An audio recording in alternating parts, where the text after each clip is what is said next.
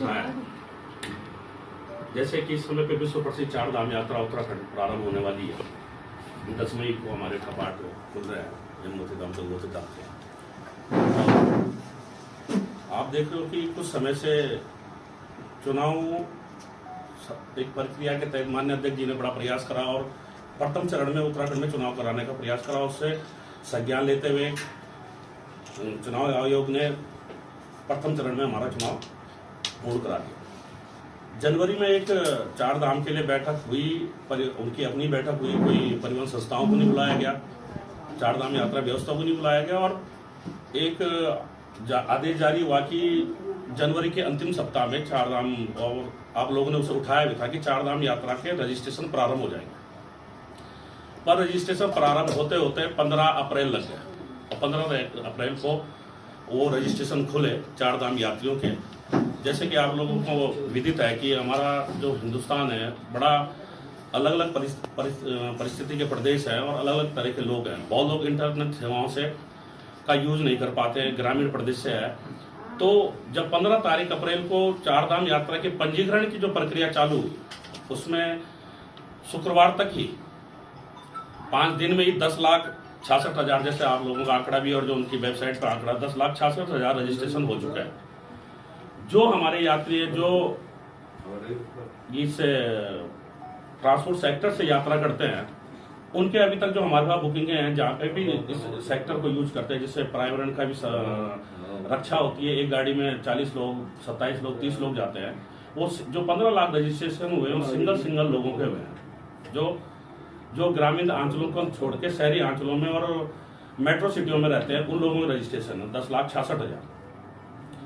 अब जो यात्री चार धाम यात्रा पे यहाँ के कन्वेंस से ट्रांसपोर्ट से जाता है, उनके रजिस्ट्रेशन कैसे होंगे। और एक सबसे बड़ी विडंबना है कि वित्त वर्ष में कई समय से हम इस बात को उठा रहे हैं कि कोविड के टाइम पे एक संख्या निर्धारित हुई थी रजिस्ट्रेशन, क्योंकि रजिस्ट्रेशन आप लोग भली भांति और सब मैक्सिमम यहीं के लोग हैं कि रजिस्ट्रेशन जो पहले थे पूर्णतः सभी लोगों के रजिस्ट्रेशन होते थे और यात्रा सुलभ चलती थी, कभी उसमें समस्या ही नहीं। बीच में रजिस्ट्रेशन JNK की तरफ माता वैष्णो देवी तट पे यहाँ पे होते थे, उसमें भी थोड़ा धूप में दिक्कत आती थी, पर वो रजिस्ट्रेशन भी हो जाते थे।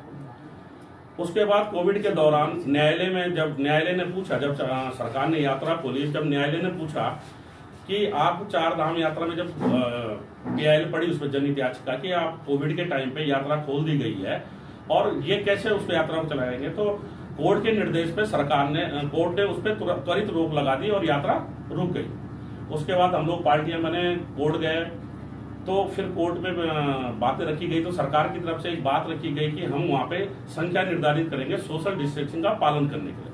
उसमें वो 15,000 केदारनाथ जी में, 18,000 बद्रीनाथ जी में और 7,000 12,000 जी गंगोत्री और यमुनोत्री धाम की व्यवस्था करी। जब कोविड काल खत्म हो गया उसके बाद भी सतत उस व्यवस्था को चलाया जा रहा है। लास्ट ईयर दिक्कत आई तो CM साहब ने उसमें हस्तक्षेप करके बीच में उस वादा को खोल दिया था। इस साल चार धाम यात्रा की बैठक हुई नहीं।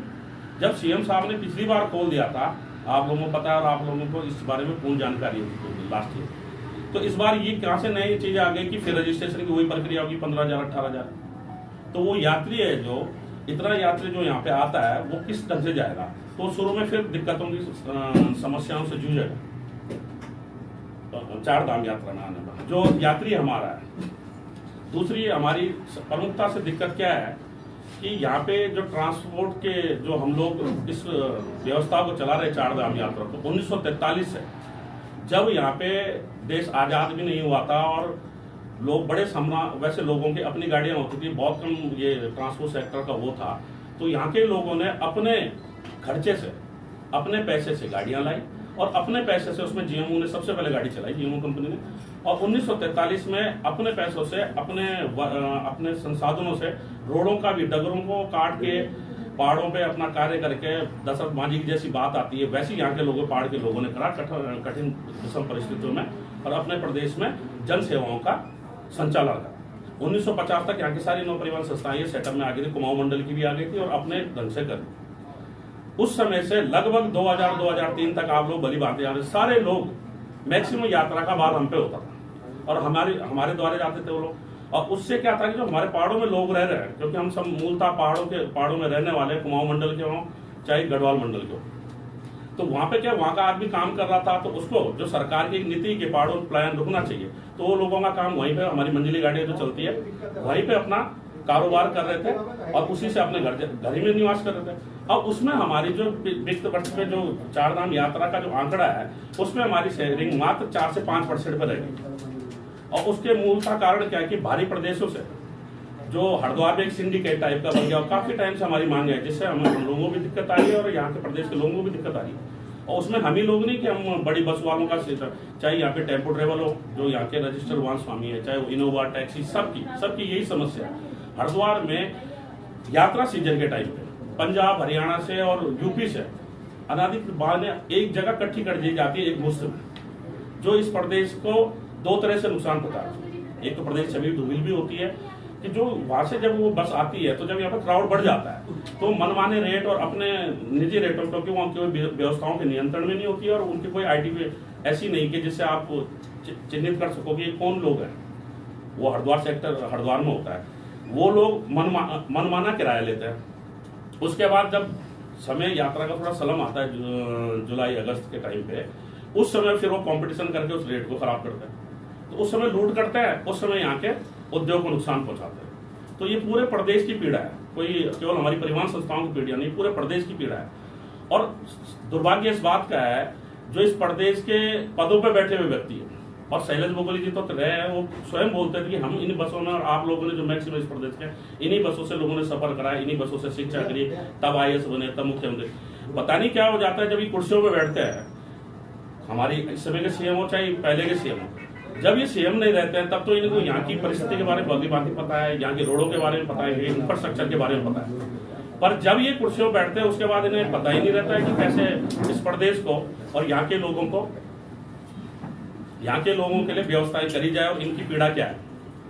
अभी जैसे ये चारधाम यात्रा का आज से नहीं, जब से यात्रा शुरू हुई है संयुक्त अविभाजित उत्तर प्रदेश से, यात्रा का संचालन हमेशा ऋषिकेश से, मुख्यमंत्री जी भी ऋषिकेश आए थे, उन्होंने यहाँ से चारधाम का उद्घाटन करा, पूर्व के मुख्यमंत्री जी भी आए हैं, तिवारी जी आए हैं, सभी लोग। उसके बाद वित्त वर्ष में एक RTO कार्यालय द्वारा हरिद्वार जाकर, और जो लोग, मैं ये कह रहा हूं जिन लोगों को ये इधर उधर से इकट्ठे होते हैं, उन लोगों का उद्घाटन करा दिया है चारधाम यात्रा। तो उससे क्या है, हमारे वाहन स्वामी में रोष भी था, संस्थाओं में भी रोष था। इतने समय से हम इनसे हरिद्वार में कराया था, ये हरिद्वार लास्ट में कहां पर कराया लोकेशन, हरिद्वार में कहां पर कराया, हरिद्वार में कराया, उसका जगह का नियत पता नहीं है।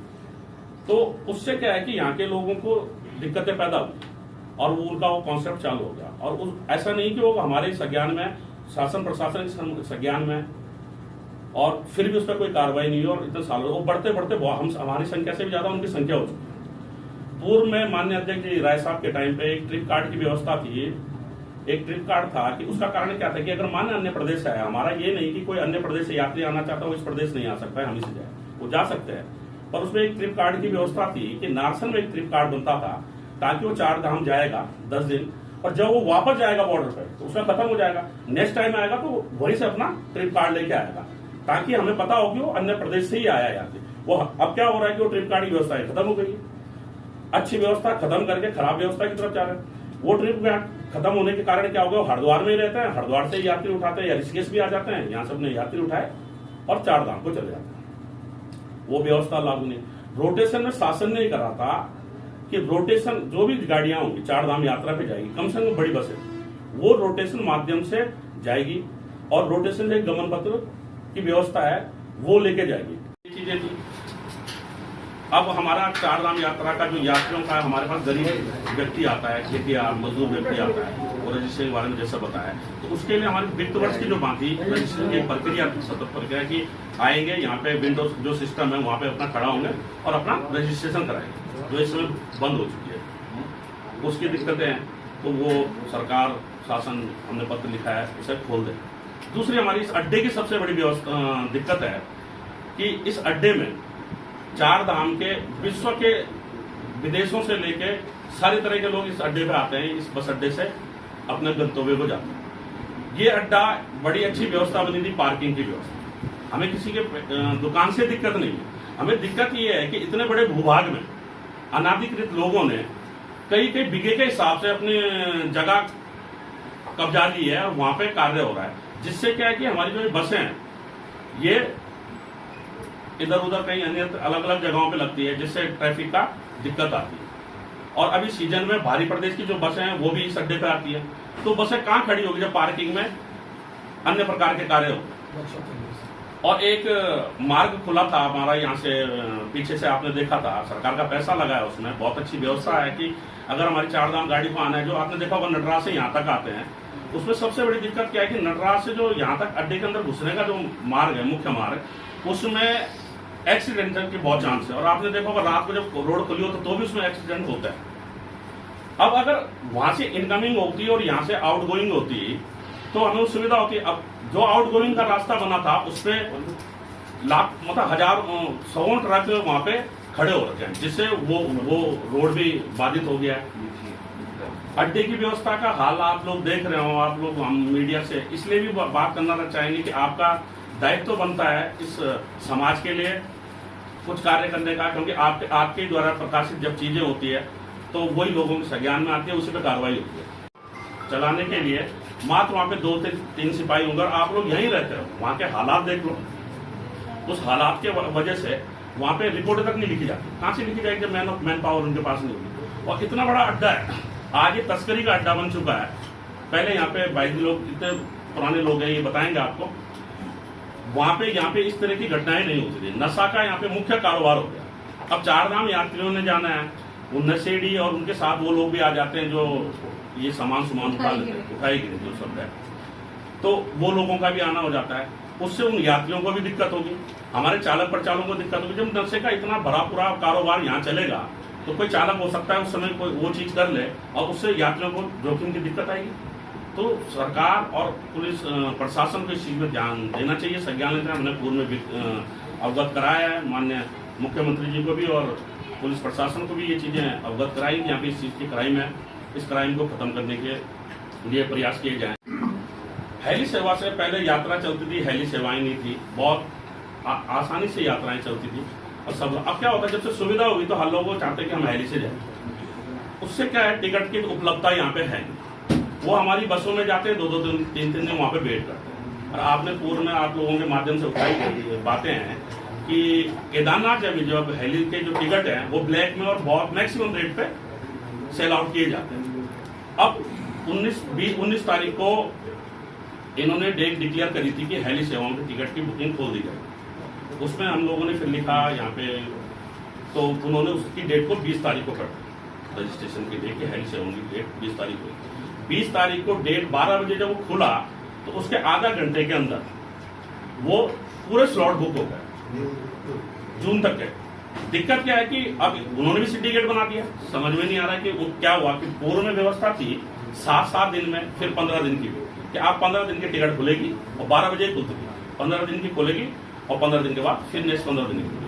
और वो पूरी यात्रा की 20 जून तक की उन्होंने सारी टिकटें खोल दी और वो पूरी पैक हो।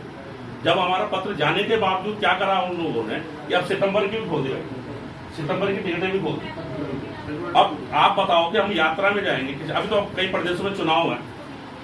अब जब चुनाव है प्रदेशों में, पहले से कैसे तय हो जाएगा कि टिकट किस दिन, जब चुनाव हो जाएंगे उसी के बाद आएंगे, सने करके वो ढंग से आएंगे। अब दिक्कत क्या हो रही है कि जो टिकट बुक हुई है वो किसने करी। अब आईडी तो हमें लगता है कि वो फेक आईडियों से हुई है, तो इन्हें इस हेली सेवा की व्यवस्था को भी सुधारना पड़ेगा। या तो ये हेली सेवाएं पूर्ण रूप से प्रोवाइड कराएं या उसको बंद ही कर दें।